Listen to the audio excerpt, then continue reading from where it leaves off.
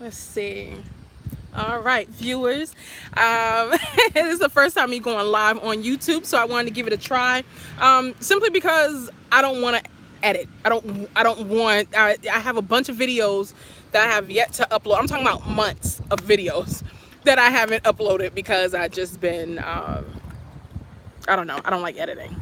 Maybe I should hire someone to do that. But nevertheless, I want to get into what it is I want to talk about real quick in regards to your passion. As many of you all may know, I am a life coach, okay, a nutritionist. I help women, particularly I specialize in helping plus size women do confidence building and holistic wellness and self-love and things of that sort so that they can kind of embody their health, their wealth, okay, their mindset, and that they learn to empower themselves. I'm just the kind of person, I'm gonna hand you the keys, and I have the expectations that you run with it. And one of the things I had seen a post, and it was somewhere along the lines of saying, stop looking for your passion, stop chasing after passion. And so one of the things with myself was I made a post myself the other day, and I said, you know what, stop. I had this epiphany. I said, stop searching for your passion, stop looking on how to find your passion, and just do everything or experience things with passion. And here's the difference. The problem is a lot of us fail to live in the moment of things.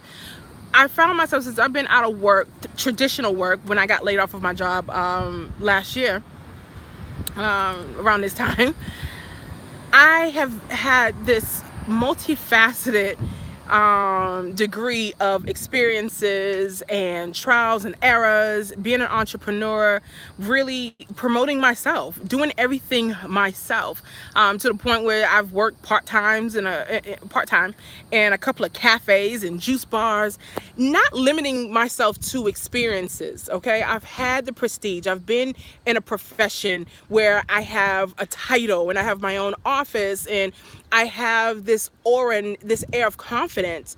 But my job awarded me that.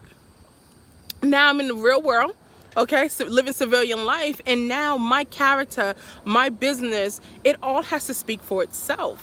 And I have to truly be this person day in and day out. See, when we have a job, a traditional job, we can put the mask on for, the 8 hours, 9 hours, or whatever that we're there, the 40 hours a week, and then we could take that shit off. Whereas now, it was like I had to do this true and through, okay?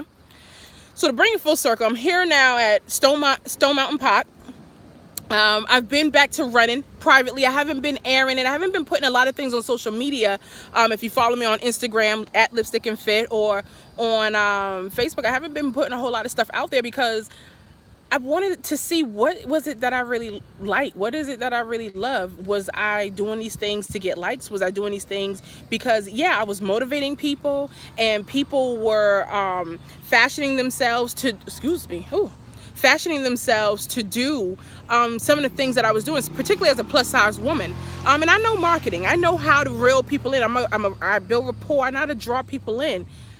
But I had to see, did I love it? Do I love running? Do I really love weight training? Is this my passion? Am I really this person that I'm portraying on social media? And that was just a real question I had to ask myself. And because I had a responsibility to the people that I was reaching out to, I had a personal responsibility for people that may be trying to, follow in my footsteps and embrace this, embody this. And so I remember one day, this was probably a couple of months ago, and I was like, man, I don't know if I really like running. I don't know if I really love this the way I love it. And here's the epiphany. What happened there is, like, I was having this conversation with God, and he said, you're gonna have to find a new passion, a new reason as to why you run. And I'm like, what? Like, because I wasn't running to lose weight, people. I wasn't running. It mainly had to do with the meadows. I love the environment. I love the community, but it kind of died off. And when I got into running, it was right when I was really going through some revolutionary changes within myself, with my job. Okay, because I was hating my job, and some other pains and other traumas, and all those things were being purged out. Well, guess what? I didn't have the job anymore. I was healed from a lot of the emotional scarring and pain that I was dealing with, that I was using as fuel for the pavement.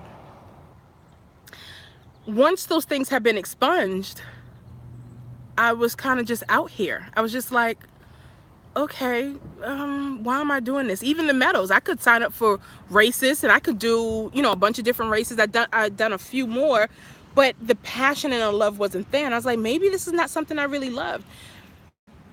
That wasn't the case. Just like now, I'm going to do about 8, I'm at Stone Mountain Park. I'm going to do about 8 to 10 miles, and I'm getting this passion back. I'm getting this love back, because now I have, not that the last time it wasn't authentic, it's just I've changed. My life has changed. Things have changed. And so now I'm back to doing things with passion. I made also a comment, one lady had made it on my Facebook page. She made the comment of, she's trying to get to that place. She's trying to get to that place of doing things passionately. And she says, I don't want to have to, clock out anymore. And I said, look, you have to know the difference between having passion and having proficiency.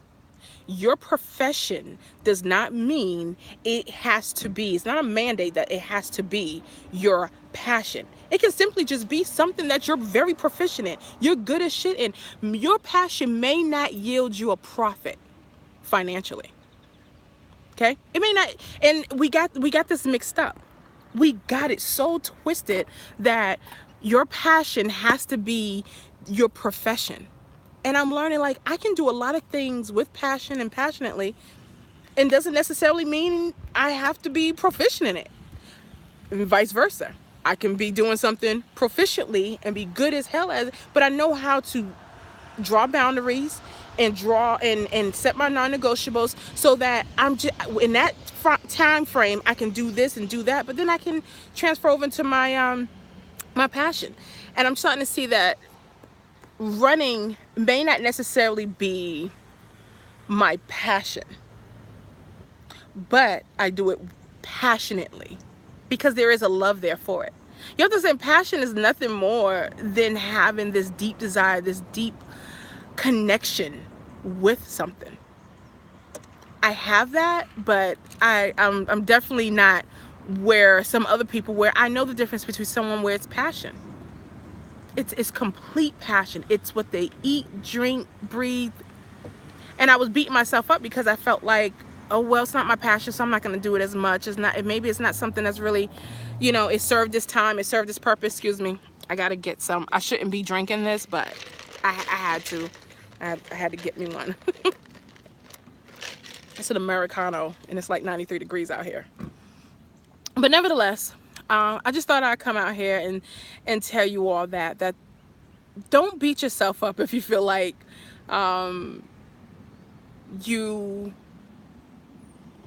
not passionately living in accordance to your dream, in accordance to the things that you're doing. You can simply just do a lot of things with passion. Does not mean it has to be your passion. Okay, so I hope you all really take this and embody this information, because it's simple, but it's deep. It's deep. And I think it would allow us, because especially there's this dude, he was on The View, and he's been doing a whole bunch of talks in Silicon Valley. He's one of those tech dudes, and he was talking about how people need to take a 6-month break off of social media.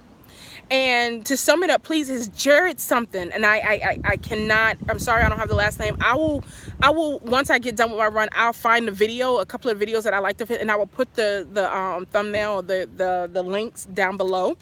And please listen, because I think all of us are guilty of this.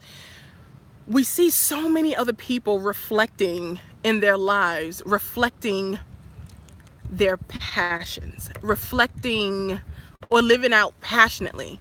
And there comes this time of we stop self-imposing ourselves, that's how you say it, of goals and desires and things we think we ought to be at such magnitude, when it's like, No, no, we don't have to do this, people. We don't have to be caught up in this web of false perceived notions of someone living out loud and living their best life and living passionately and living in their passion, because maybe the person is just living in their degree of proficiency. When I was an officer, I was good as shit. I could go back into law enforcement. I'm really, really